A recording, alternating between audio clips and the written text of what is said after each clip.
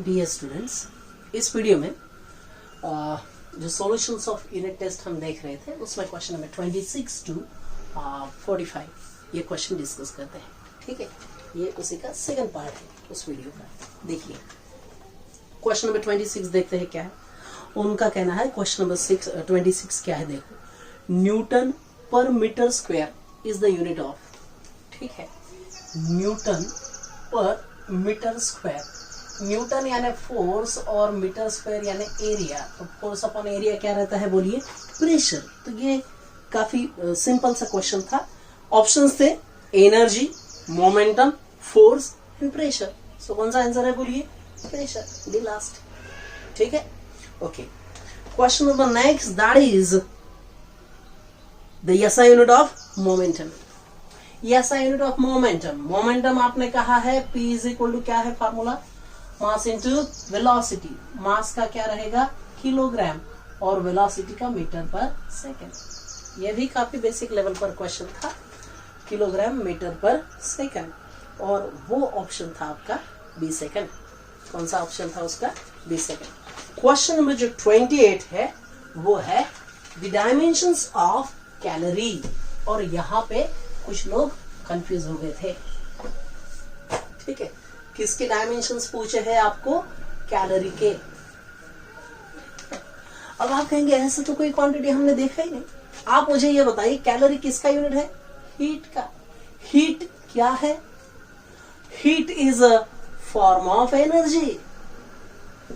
Heat is a what, form of energy. So definitely calorie energy का unit है। ठीक, और एनर्जी के डायमेंशन m1 L2 T-2 वही रहेंगे हीट के डायमेंशन, या फिर किसके डायमेंशन, कैलोरी। ये ट्रिकी क्वेश्चन था। ठीक, कैलोरी किसका यूनिट था, हीट का। हीट क्या है, form of energy. So energy के डायमेंशन यानी ही कैलोरी के डायमेंशन। और वो कौन सा ऑप्शन था बोलिए, मेरे ख्याल से ये ऑप्शन है ए फर्स्ट। ठीक है, ये थोड़ा ट्रिकी क्वेश्चन था। ठीक, कई लोगों ने सॉल्व भी किया होगा no doubt. Okay, after that question number 29, which of the following quantity is express as force per unit area. देखिए ये प्राइमरी लेवल पर वर्कशीट था, इसलिए कई सारे जो कंसेप्ट्स है वो रिपीट भी हुए हैं। ठीक है, आपका कॉन्फिडेंस बढ़ाने के लिए इधर उधर से वो एक ही तरह के क्वेश्चन कैसे कैसे पूछा जाता है, ये यहाँ पर हमने वो क्वेश्चंस हमने यहाँ पे डाले थे। ठीक है, तो फोर्स पर यूनिट एरिया, फिर से हम वहीं पर आ गए। Force per unit area pressure है। क्या है, सिंपल सी बात, प्रेशर। और ऑप्शन क्या थे देखिए, क्वेश्चन था which of the following quantity is express as force per unit area. Option थे work, pressure, volume and area. तो डेफिनेटली आंसर कौन सा है, B second, that is pressure. Okay, ठीक है, आगे बढ़िए। Question number next, that is 30, unit of impulse. ठीक है, इम्पल्स और मोमेंटम सेम ही है, तो इम्पल्स फोर्स इनटू टाइम, ठीक है, और या फिर मास इनटू वेलोसिटी, और उसका यूनिट रहेगा किलोग्राम मीटर पर सेकंड, या फिर ऐसे भी हो सकता है न्यूटन सेकंड। ये भी और ये भी, लेकिन न्यूटन सेकंड ऐसे ऑप्शन में था ही नहीं, इसीलिए हम किलोग्राम मीटर पर सेकंड लिखेंगे। देखो ये भी ट्विस्ट हो सकता था, ये दोनों आंसर कर रहे और फिर डी लास्ट रहेगा कि both A and B, both A and C, ऐसा रहता है। तो ये छोटी छोटी बातें याद रखना है। ठीक है, after that question number 31, which of the following is a derived unit. अब ये मुझे नहीं लगता है कि इस पर हमें डिस्कस भी करना चाहिए कि डिराइव्ड यूनिट डिराइव्ड क्वांटिटी का रहेगा। आप क्वांटिटी देखिए कि कौन सा डिराइव्ड था, तो वो था वॉल्यूम का, उसका यूनिट यानी डिराइव्ड यूनिट। ओके, ठीक है, सो डी लास्ट आंसर था उसका 31 का। Question number 32, which of the following is not equal to watt. Watt. अब ऑप्शन क्या है जरा देखो, joule upon second, ampere multiplied by volt, बाद में है ampere square multiplied by ohm, next है एम्पियर अपॉन वोल्ट। ठीक है, तो ये थोड़ा सा मुझे लगता है कि क्वेश्चन आपको आ भी गया होगा, मुझे ऐसा लग रहा है कि थोड़ा ये आगे का डाला गया इलेक्ट्रोडायनामिक्स का ये वर्कशीट, ये क्वेश्चन है, क्योंकि पावर यानी बेसिक फार्मूला हम जानते हैं work done upon time. Electricity का पावर अगर आप देखते तो वो रहता है V R, voltage into current.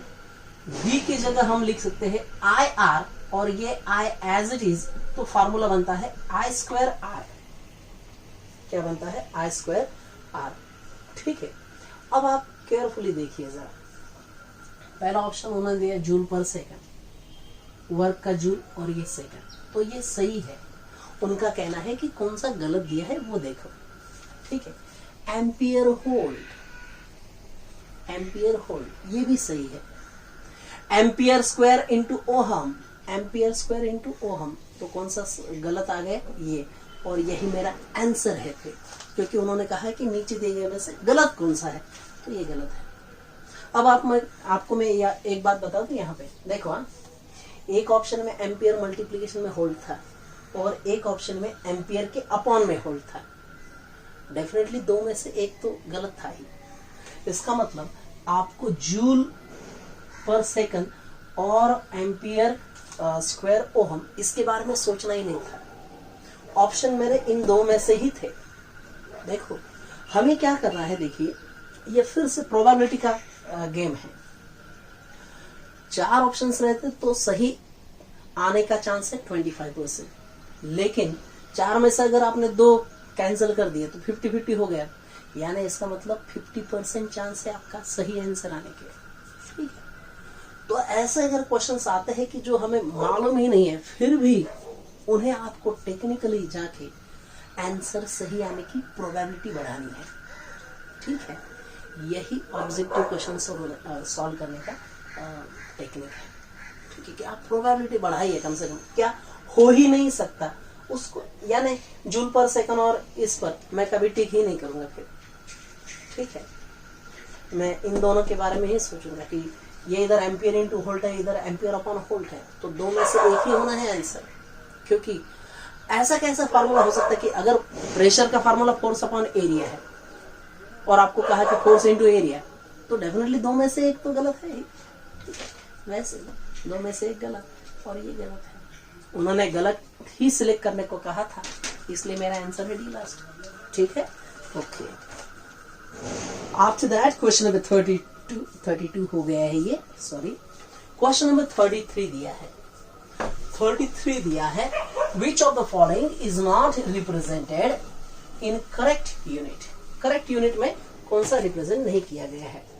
ठीक है, और ए बी ये सी और ये डी, ये दिया है स्ट्रेस अपॉन स्ट्रेन, यूनिट दिया है newton per metre square, surface tension unit दिया है newton metre, energy kilogram metre per second, pressure newton per metre square. ठीक है, मान लीजिए अब ये सभी देख रहे हैं, आपको प्रेशर और एनर्जी ही मालूम है, ऐसे मानो तो। एक्चुअली हमने सरफेस टेंशन और ये भी देखा है, लेकिन ऐसे मान लीजिए कि ये आपको ये दोनों आते ही नहीं है, सिर्फ ये मालूम है, तो भी ये आंसर आते हैं या नहीं आते हैं। देखिए, क्या एनर्जी का यूनिट हम नहीं जानते? एनर्जी का यूनिट क्या है एक्चुअली, बोलिए? Kilogram metre square upon second square. यहाँ पर क्या दिया है? सिर्फ मीटर, तो यही तो गलत है। उन्होंने गलत कौन सा है वही सिलेक्ट करने को कहा था, डेफिनेटली यही आंसर है। सो सी थर्ड मस्ट बी आंसर, खत्म। बाकी के नहीं आते हैं तो भी आपका आंसर, चांस बढ़ा रहे हैं हम, प्रोबेबिलिटी बढ़ा रहे हैं आंसर आने की। ठीक है, okay. Question number next, that is 34। Question next कौन सा है बोलिए? 34। देखो क्वेश्चन नंबर 34 जो है वो है dimensions of capital R. Dimensions of capital R यानी dimensions of resistance. Dimensions of क्या है वो? रेजिस्टेंस। ठीक है, ये भी काफी हद तक सेम था, सिंपल था। कैसे मैं आपको समझा देता हूँ। रेजिस्टेंस, तो उसका फार्मूला कहाँ पे है वो देखना पड़ेगा।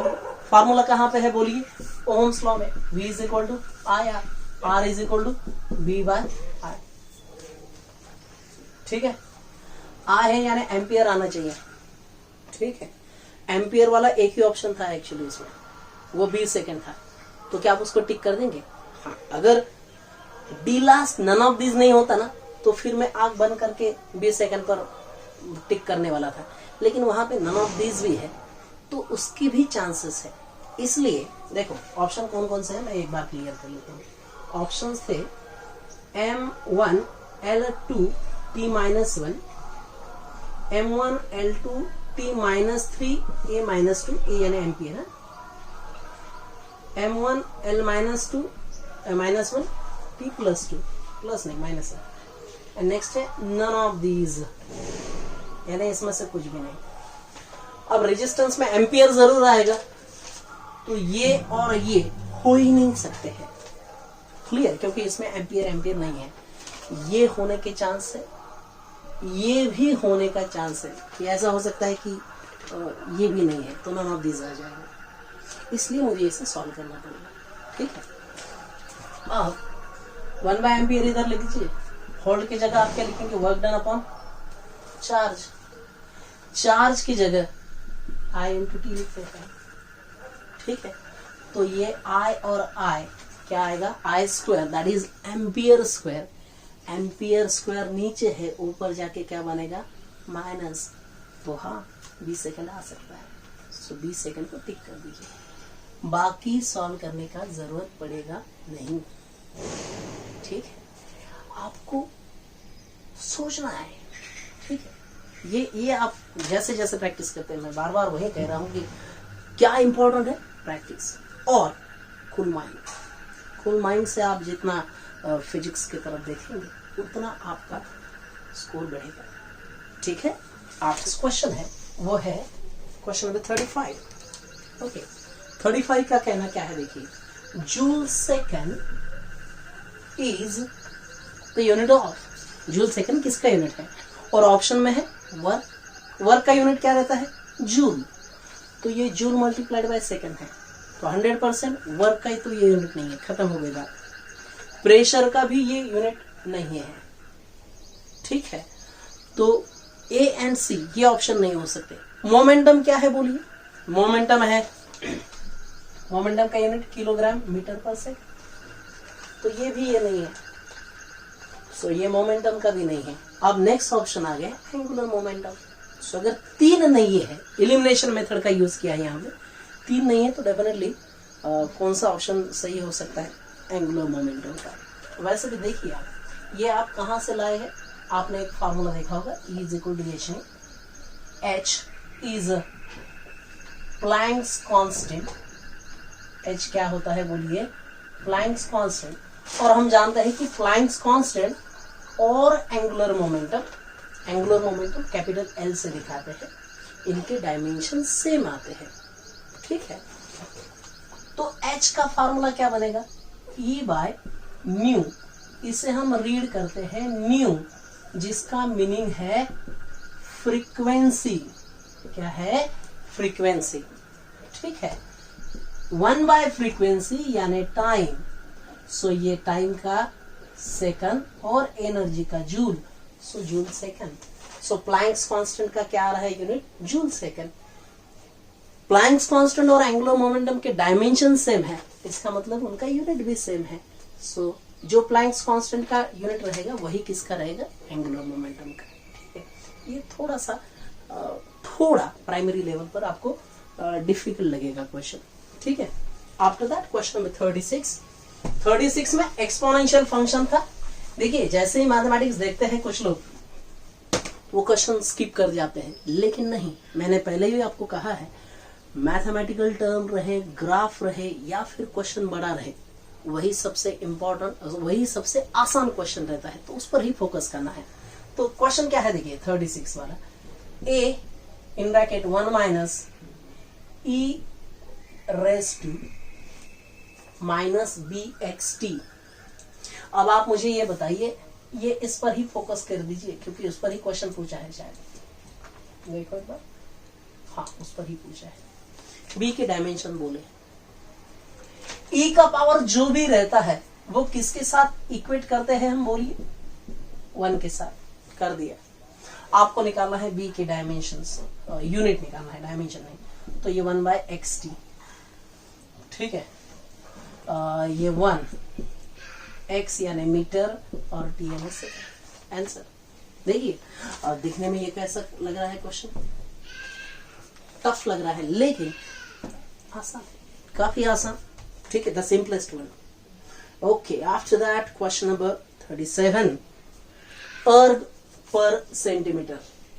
अर्ग और सेंटीमीटर का पावर 1, वो मीटर दिया है, ठीक है। अर्ग यानी है एनर्जी, ठीक है। अर्ग upon centimetre, so energy upon distance, ठीक है। एनर्जी अपॉन क्या आ गया है, वो डिस्टेंस। अर्ग को मैं लिख सकता हूं वर्क डन, वर्क डन यानी फोर्स इंटू डिस्प्लेसमेंट। सेंटीमीटर का भी डिस्प्लेसमेंट हो सकता है, फार्मूला बना रहे, युनिट वरनं फार्मूला तयार करतोय आपण। अर्ग कशाचं युनिट असू शकते, वर्क डनचं। वर्क डन काय असेल, फोर्स इंटू डिस्प्लेसमेंट, आणि खाली डिस्प्लेसमेंट, डिस्प्लेसमेंट गेट कॅन्सल, काय राहिलं सांगा, force. This is the answer. So erg per centimetre square can be unit of what, force. So option A is the answer. After that, question number 38. Question number कौन सा बच्चों है अपन, 38, ठीक है। 38 में दिया है x is equal to 80 plus bt square, where x is the distance traveled by the body in kilometer, while t is the time in second. b के यूनिट निकालिए। अब देखो, ये और ये ऐड किया तो दोनों के डायमेंशंस और इसके डायमेंशंस क्या रहेंगे, सेम। तो यहां पर आप लिख सकते हैं बी टी स्क्वायर के डायमेंशंस किसके जैसे, एक्स के जैसे। दैट मीन्स बी के किसके, X by T square. X उन्होंने कहा है किलोमीटर, ठीक है, और ये है second. So kilometre per second must be your answer. कौन सा आंसर आना चाहिए था, किलोमीटर पर सेकंड। अब देखिए वहां पे है या नहीं, हाँ है, kilometre per second square. C third must be your answer. Okay, question number 39, ये मेरे ख्याल से हमने पहले ही लेक्चर में क्लियर किया था कि एन एंड यू, क्या ऐसा फार्मूला नहीं देखा था हमने, quantity is equal to N into U, where N is numeric और न्यूमेरिकल वैल्यू, यू यानी ये यूनिट।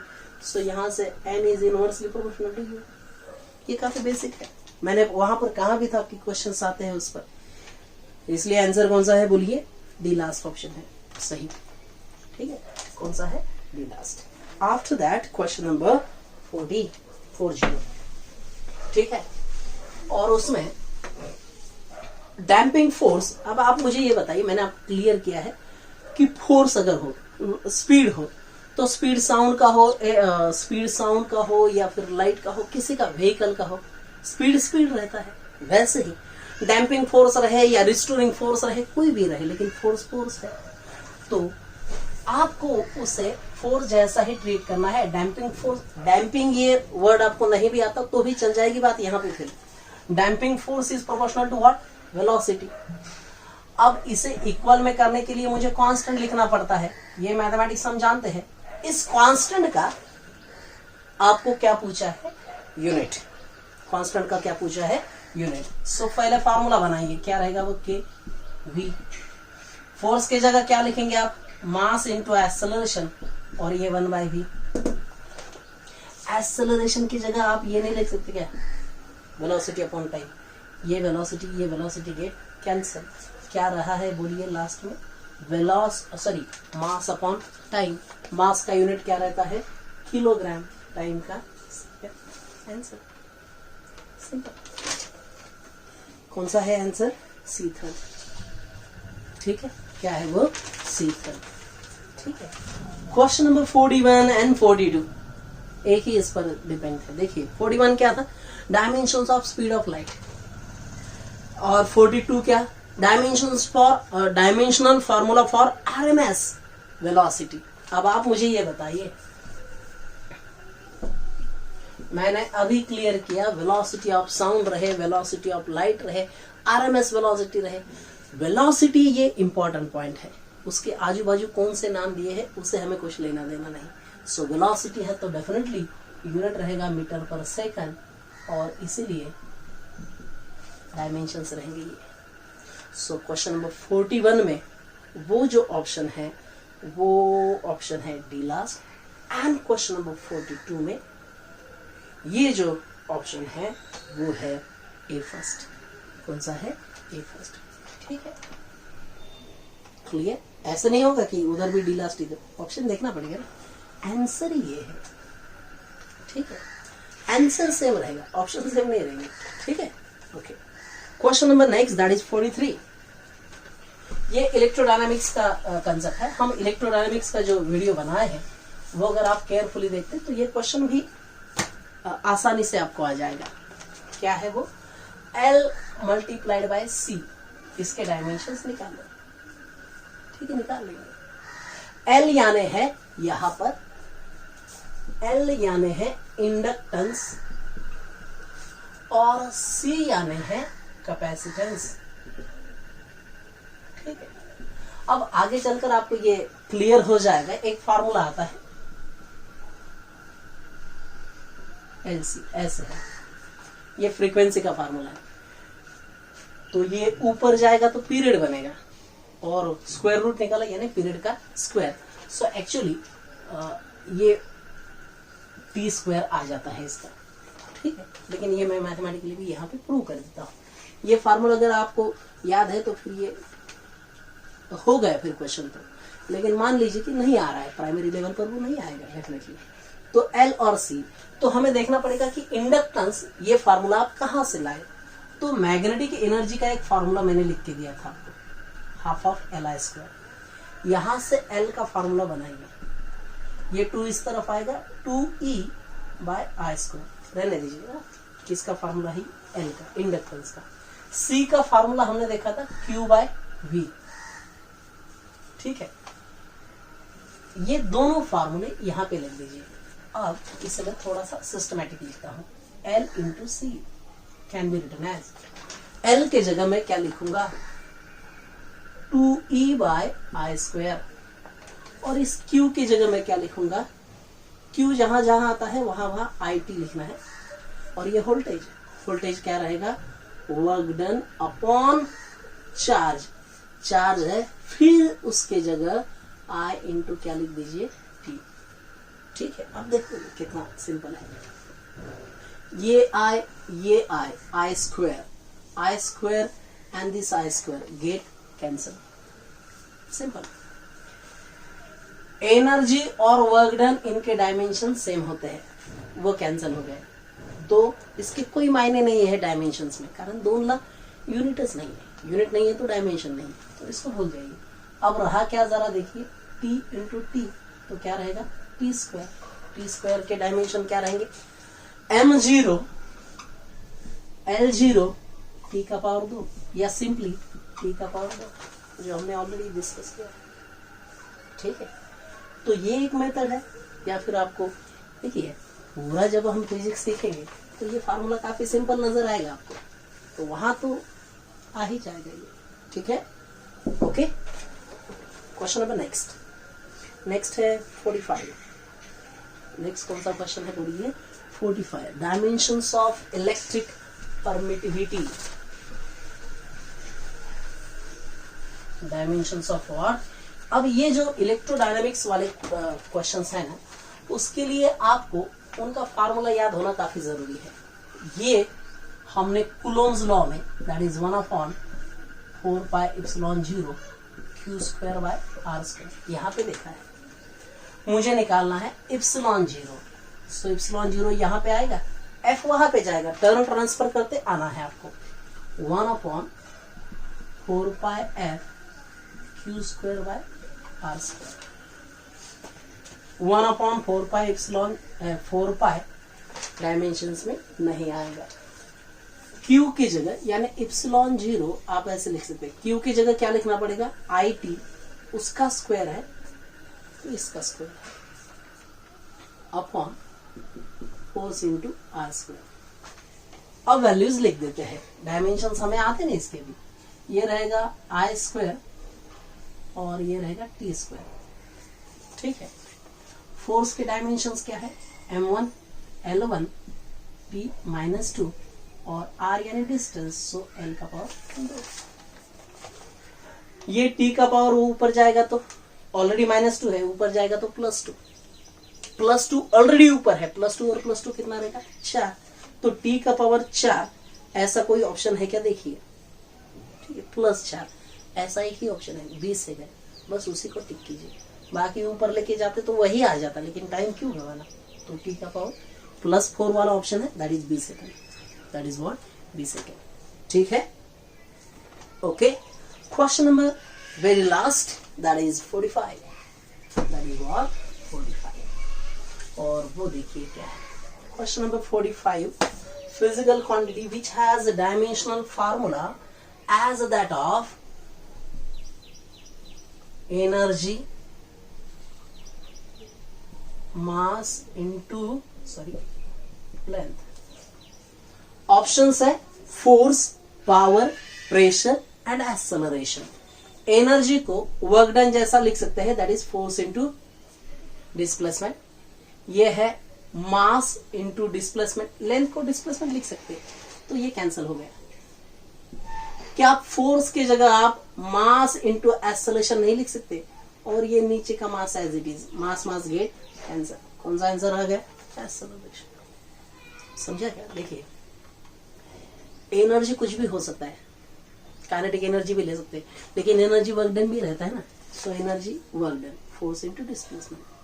मास लेंथ लीजिए या डिस्प्लेसमेंट लीजिए, डिस्प्लेसमेंट गेट कैंसिल, फोर्स की जगह मास इंटू एक्सेलरेशन, मास मास गेट कैंसिल, कौन सा आंसर आ रहा है, एक्सेलरेशन, ठीक है।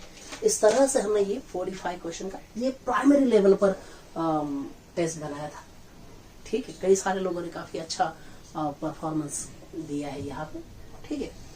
तो इस पूरे डिस्कशन से हमें क्या समझ रहा है कि जो बोर्ड का टेक्निक है सॉल्व करने का और कॉम्पिटिटिव एग्जाम का टेक्निक है, ये थोड़ा सा डिफरेंट है, ठीक है। यहाँ पे कुछ स्किल हमें डेवलप करने पड़ते हैं, विद इन टाइम कैसे सॉल्व करना है, ठीक है। ये सारी बातें फिर से हम उसी मुद्दे पर आ रहे हैं कि इसके लिए आपको जरूरी है प्रैक्टिस, ठीक है। एकदम शांत दिमाग से क्वेश्चन रीड करना, और उतने ही शांत दिमाग से ऑप्शंस भी देखिए। सबसे पहली बात आप कीजिए, फिजिक्स के पूरे क्वेश्चन रीड करने की कोशिश कीजिए, ठीक है। रीड कीजिए, जिसमें मैथमेटिक्स है या फिर ग्राफ है या फिर क्वेश्चन बड़े हैं, उन क्वेश्चन से डरिए मत, वो क्वेश्चन सबसे सिंपल रहते हैं, ठीक है। और ज्यादा से ज्यादा क्वेश्चन सॉल्व कीजिए, जैसे जितने आप सॉल्व करेंगे क्वेश्चन, उतना आपको बेनिफिट मिलेगा, ठीक है। ओके, जो कंसेप्ट हम सीखे हैं, जो ट्रिक्स हम सीखे हैं, ये देखिए ऐसा पर्टिकुलर क्वेश्चन के लिए कुछ ही जगह पे ट्रिक्स है फिजिक्स में, ठीक है। ऐसा नहीं रहता है कि हर क्वेश्चन के लिए ट्रिक है, हाँ, लेकिन स्किल जो है हर क्वेश्चन सॉल्व करने का, वो आप डेवलप कर सकते हैं, ठीक है। और वो आप डेवलप कीजिए, जैसे जैसे आप डेवलप करेंगे आपको समझेगा कि फिजिक्स ये काफी इंटरेस्टिंग एंड स्कोरिंग सब्जेक्ट भी है, ओके, ठीक है। हम यहीं पर रुक जाते हैं, थैंक यू।